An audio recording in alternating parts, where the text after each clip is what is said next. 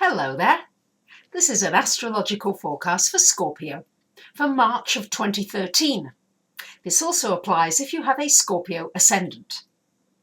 So my dear Scorpios, yes, I know Saturn is in your sign and many of you are busy reinventing yourselves. It's a time of completions, it's a time of endings, and it's a time also of planting some new tiny baby seeds.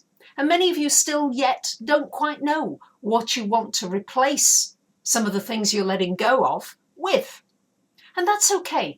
Allow that void to be there if you can. Because this month we've still got Mercury retrograde. Mercury ruling technology, communications, travel, transportation.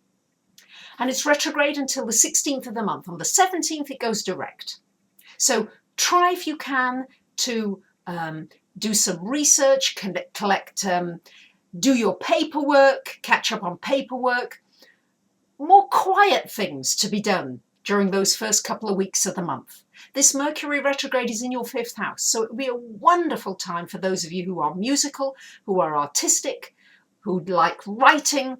Wonderful time for all these creative endeavours. When Mercury is retrograde, there's often a time when you're going to get a lot more done. In those areas, I often find people do very well. The creative energy is slower because very often to get to creative energy, you have to be slower. The mind has to be going at a kind of on that alpha level. And it very often happens more easily during Mercury retrograde. Also a good time to research your business.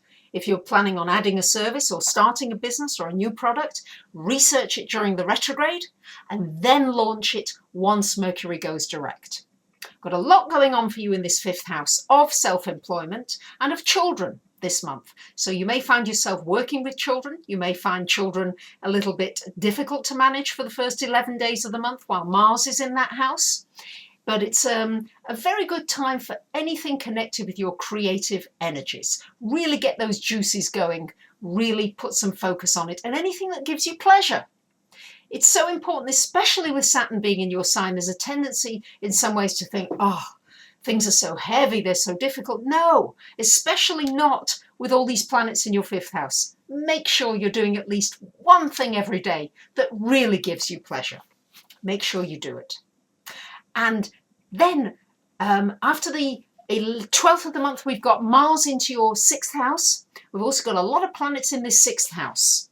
Sun, Mars in the 3rd week of the month. Now, Mars is your ruler. I would say that by the 3rd week of the month, you're going to find you've got a lot more energy. You'll feel as though you're able to push forward a lot more. First couple of weeks, you may feel a little lethargic or a little feeling as though you're not getting as many results as you'd like to be. By the 3rd week of the month, you should really feel as though you're powering ahead. Now, you may run into arguments in the workplace. Sun, Mars, you're not going to settle for just being nicey-nicey. You're going to want more. So this would be a good time to push for a raise or to push for a new job or to really send your resume out far and wide, further than you've done before. But it's a time to be very proactive, not to be sitting back. The Sun is conjunct Venus for most of this month. So you can try the nice way first. But if that really doesn't work, then I'm seeing just a lot of disruption in the workplace potentially, especially with Uranus, Mars coming together towards the end of the month. Make sure you are aware that your work situation could just turn on a dime.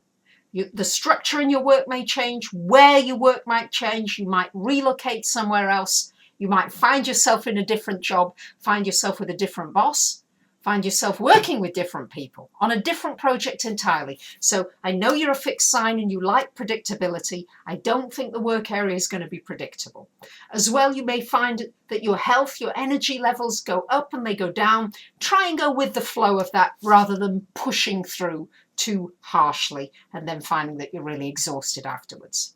All in all, though, this month should be a very good month for anything connected with creativity and self-employment, and also the possibility for the first 21 days of the month of meeting somebody nice. For those of you looking for romance, Venus in the 5th could well bring that to you, but try not to act on it seriously until Mercury goes direct from the 17th of the month.